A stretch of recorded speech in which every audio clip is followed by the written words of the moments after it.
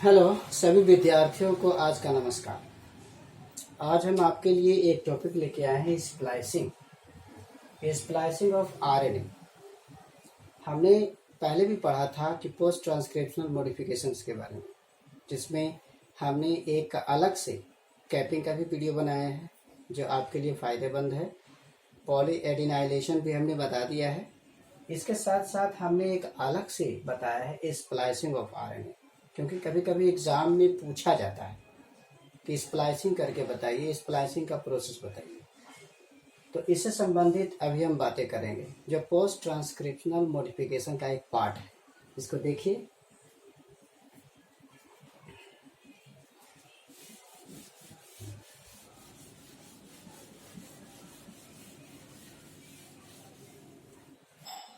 Transcription का ही एक part है स्प्लाइसिंग।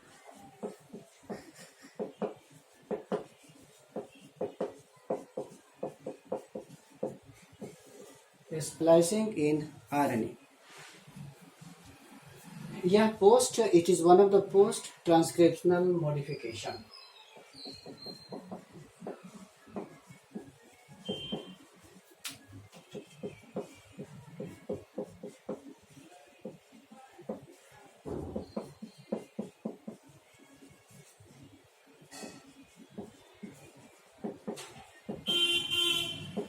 पोस्ट ट्रांसक्रिप्शनल जो मॉडिफिकेशन होता है उसमें से एक है, जैसे कैपिंग है, पॉलीएडेनाइलेशन है, तब स्प्लाइसिंग है। तो स्प्लाइसिंग है, मिथिलेशन है, तो ये भी एक है स्प्लाइसिंग है। ये जो स्प्लाइसिंग होती है ये जनरली यूकैरियोटिक सेल्स में होती है। It is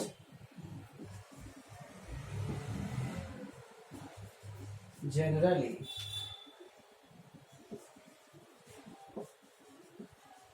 happened in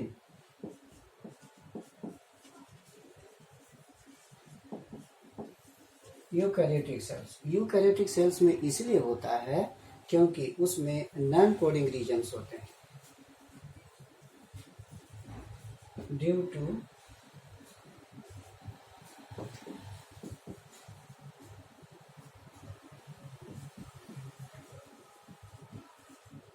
presence of non-coding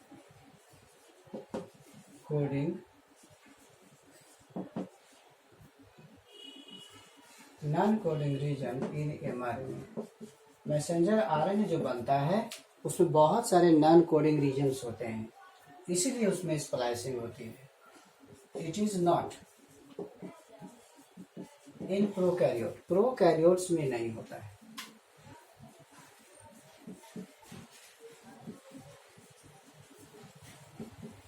जो प्रोकैरियोटिक सेल्स होते हैं prokaryotes, it is not in prokaryotic due to the absence of non-coding region but presence of coding region. It is not in prokaryote because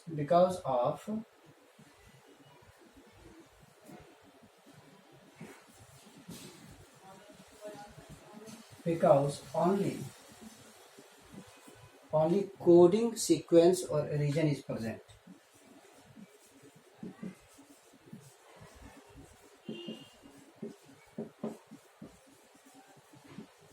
तो इस तरह हमने बताया कि जो ट्रांसक्रिप्शन यानी स्प्लाइसिंग है, स्प्लाइसिंग सिर्फ यूकैरियोटिक में होता है, प्रोकैरियोटिक में नहीं होता है। इसलिए नहीं होता है कि प्रोकैरियोटिक में या प्रोकैरियोट्स का जो mRNA तैयार होता है उसमें किसी भी तरह का नॉन कोडिंग रीजन नहीं होता है, सिर्फ कोडिंग रीजन होता है। So there is no needs of splicing की जरूरत ही नहीं, हटाने की जरूरत नहीं। एक्चुअल स्प्लाइसिंग एक प्रक्रिया है जिसके माध्यम से हम आपको नॉन कोडिंग रीजन को, जिसे हम इंट्रॉन कहते हैं, हटाते हैं।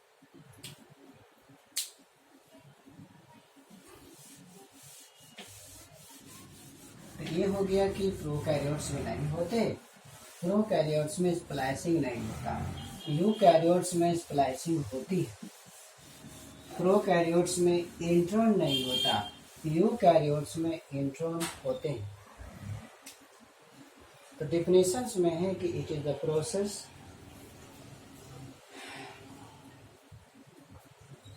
इनिट हेटेरोन्यूक्लियस आरएनए जो होता है अंडरगोज ए प्रोसेस,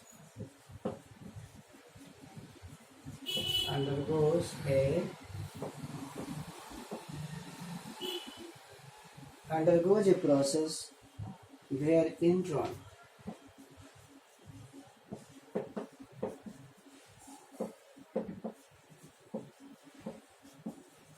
जहाँ पर इंट्रॉन को रिमूव कर दिया जाता है, where intron is removed and exon is joint. Intron को रिमूव करके एक्सॉन को ज्वाइंट कर दिया जाता है एंड फॉर्म एमआरएनए, और एमआरएनए का निर्माण होता है। ये देखें, एचआरएनए से एमआरएनए का निर्माण होता है स्प्लाइसिंग के द्वारा। एचआरएनए से mRNA after splicing of intron, जैसे हम फिगर से देखेंगे बनाएंगे। एमआरएनए बाय द प्रोसेस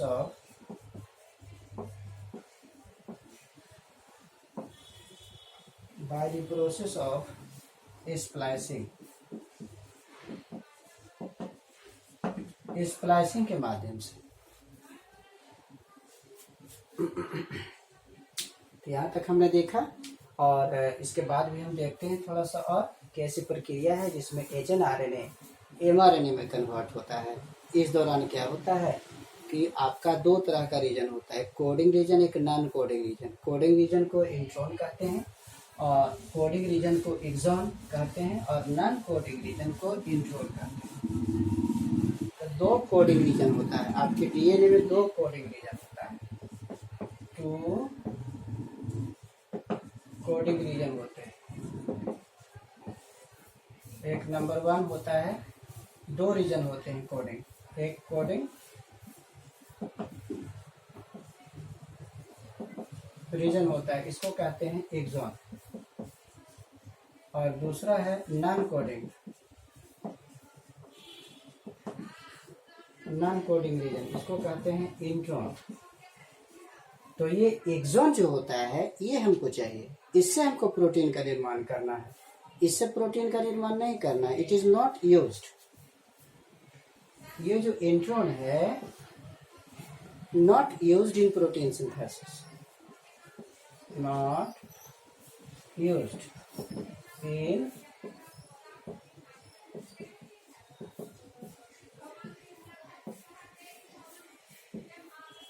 ये प्रोटीन सिंथेसिस में यूज नहीं किया जाता है। Therefore, it is spliced or removed, इसलिए इसको रिमूव किया जाता है। सिर्फ ये जो है प्रोटीन के लिए यूज किया जाता है।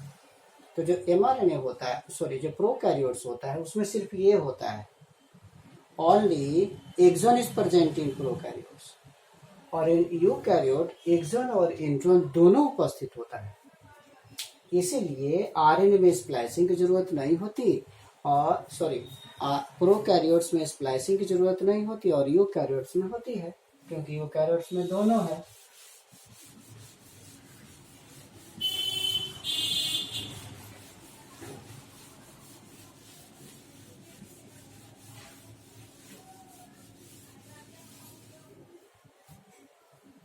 अब हम देखते हैं स्टेप्स। इसमें हम देखते हैं कि जैसे डीएनए होता है, डीएनए, और डीएनए से एचआरएनए बनता है। ये डीएनए हो गया, डीएनए, एचएनआरएनए। डीएनए और एचएनआरएनए जो है दोनों की लंबाई एक ही जैसी है। इसको हम कहते हैं बाबू transcription. You can say about this one is transcription.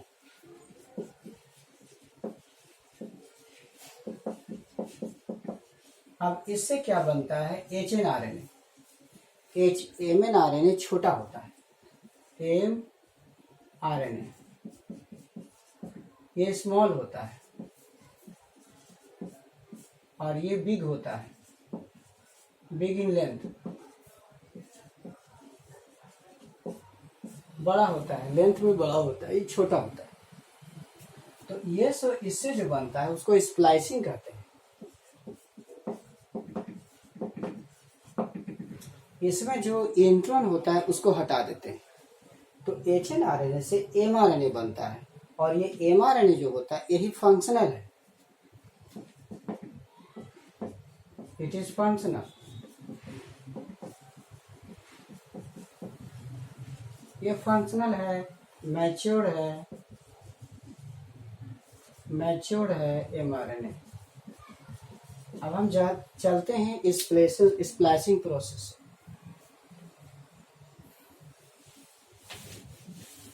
Now come to the process of splicing.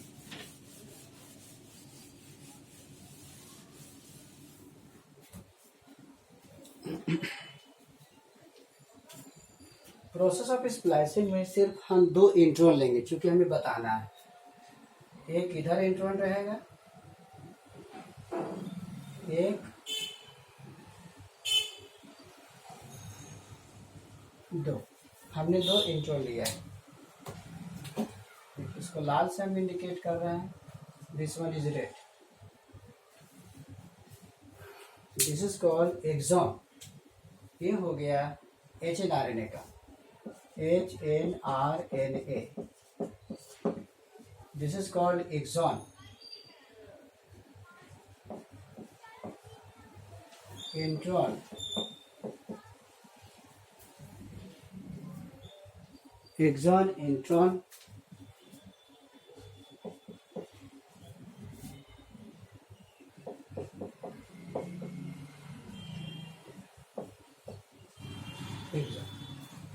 ये इंट्रॉन देख रहे हैं, 2 इंट्रोनिस है। इस HNRNA में 2 इंट्रॉन होता है और 3 एक्सॉन होता है। ये जो HNRNA बना है इसमें हमने 2 लिया है। सपोज कि इसमें 2 इंट्रॉन है और 3 एक्सॉन है, हमको इसको क्लियर करना है। ये प्रोटीन बनाने में सक्षम है, ये नहीं। एक्चुअली डायरेक्ट DNA का ट्रांसक्रिप्शन। तो DNA में बहुत सारे ऐसे प्रोटीन जीन्स होते हैं जो यूजेबल नहीं है और जिसका प्रोटीन से कोई लेना देना नहीं है। तो इसका जो अगला स्टेप्स होगा, इसमें कैपिंग हो जाती है, कैप है आपका यहाँ है, और इधर 3' एंड है, इधर 5' एंड है। अब इसका हम नेक्स्ट स्टेप करेंगे स्प्लाइसिंग का। तो नेक्स्ट स्टेप जो हम करेंगे,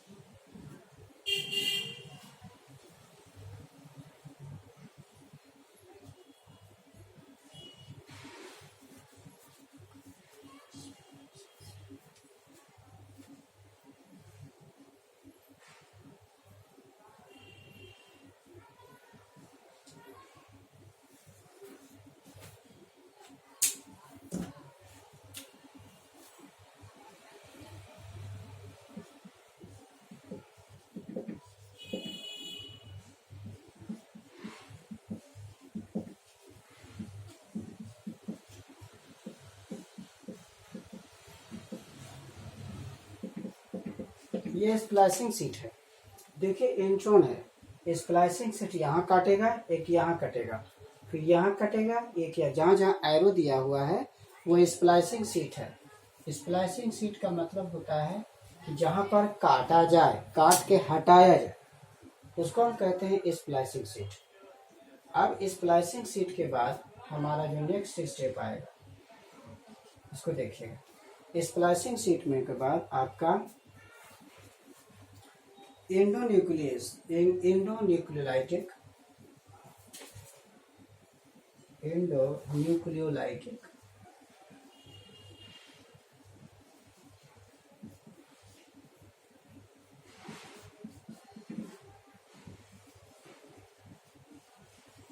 एंडोन्यूक्लियोलाइटिक क्लीवेज है at splice junction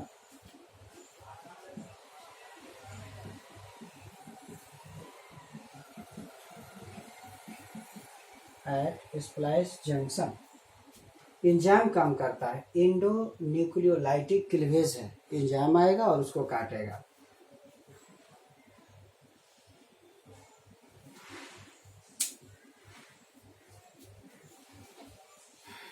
यहाँ पर जो आते हैं इसको काटने वाले जो चीज होते हैं वो ये हैं SNRNP।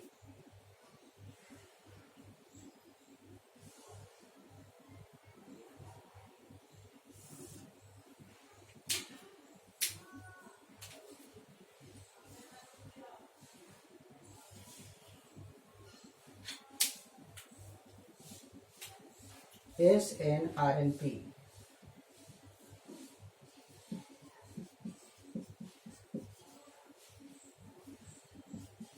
RNP एक तरह का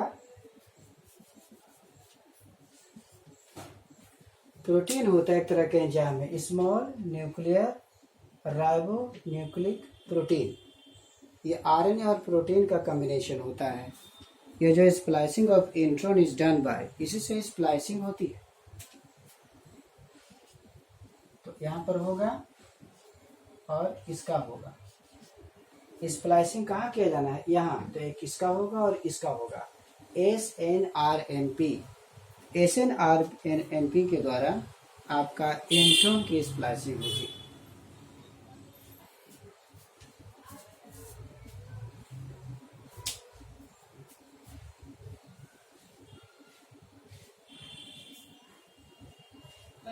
ये आपने देखा कि दिस इज द HNRNA, इसमें यूकैरियोटिक का है।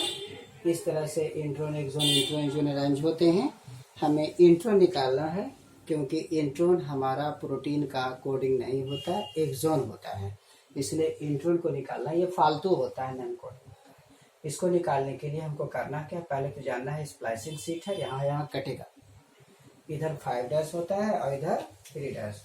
इधर 5' हो और इधर 3' होता है। यहाँ 5' होगा और इसका इधर 5' होगा, इसका 3' होगा, इसका 3' तो इसका 5'। तो यहाँ पर इसका 5' तो इसका 3'। इस तरह से सीक्वेंस बनता जाएगा। अब इसमें क्या होगा कि यहाँ पर जो SNRP बैठेगा वो SNRP क्या करेगा, स्प्लाइसियोसोम का निर्माण करेगा। स्प्लाइसियोसोम जो होता है 5 के रूप में होता है, 5 के फॉर्म में होता है।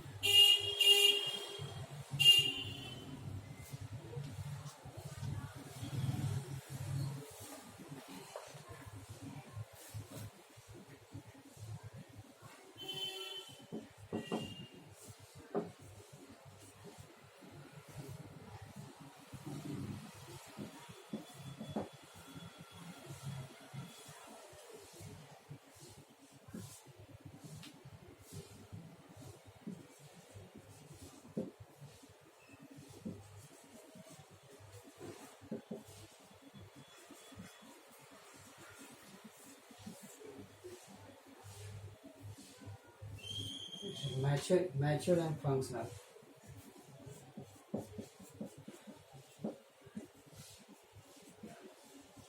Mature and functional. तो इस तरह हम देखते हैं कि एमआरएनए के निर्माण में एक खास चीज काम करता है जिसका नाम है SNRNP। SNRNP आपको हमेशा याद रखना पड़ेगा। SNRNP जो होता है हमेशा 5 की संख्या में होता है। इसको हम पेंटामर भी कर सकते हैं। 5 का ग्रुप का RNA प्लस प्रोटीन का ग्रुप होता है जो यहाँ पर जा करके इसको लूप का फॉर्मेशन करता है और ये दोनों को एक दूसरे के नजदीक लाता है। तो यहाँ देखिएगा स्प्लाइसियोसोम है। इस तरह की बनने की क्रिया को हम स्प्लाइसियोसोम कहते हैं। यह लूप बन जाता है। इसको इंट्रोनिक है, एक्सोन का लूप नहीं बनता है, जबकि इंट्रोन का है क्योंकि इसे हटाना है तो इंट्रोनिक लूप बनता है। तो इसी को हम लूप को हम क्या कहते हैं? स्प्लाइसियोसोम। और लूप किसका है? इंट्रोन का है। अब इसको क्या करेगा कि जो एंजाइम्स होते हैं उसको काट देता है। अब काटने वाला कौन है? SNRNP। SNRNP जो होता है ये वर्क करता है, इसका जो काटने का काम करेगा। SNRNP दिस एंड ये जो इम्पोर्टेंट चीज है SNRNP, this is very important for cutting. यहाँ काटेगा, यहाँ काटेगा और इस दोनों को लूप जोड़ देगा, दोनों को मिला देगा।